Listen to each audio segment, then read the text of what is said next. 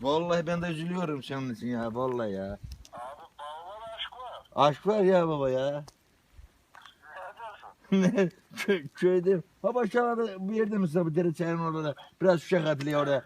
Bir şey mi var orada? Örcüt mü göldürüyor? Işık var mı oralarda?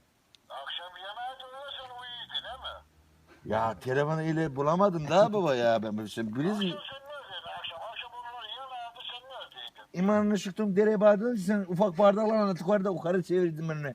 Ben beceremedim onu yapamadım. O ara Yılmaz az yolda beni rahatsız etme. Ha şimdi nereyesin? Taşmışlardayım. Ne gözüne sürttüm abi derede bir yangın var. Ne var burada ya? Bu dere çayırında.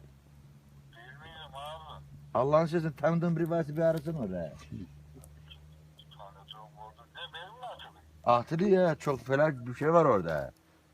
Bir ağlama da calayı bana, bir ağlama da calayı bana. Yok abi kimlerin oturda ne ağlaması? Bilmiyorum orada. Adam vurulmuş orada, Bok işit. olabilir mi?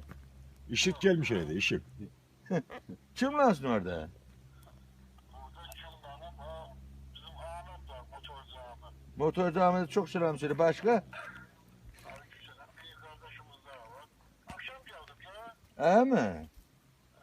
Oradan döneceğiniz direkt uyanın kalkınmadan gideceksiniz. Bilmiyorum bakalım nereden gidelim. Akşam Emircan orada gelin bakıyorlar akşam. Emzem oğlu. Tabii sen yok. Et var dönen değil mi? He Efendim? bitirmiş anladım ben vallahi.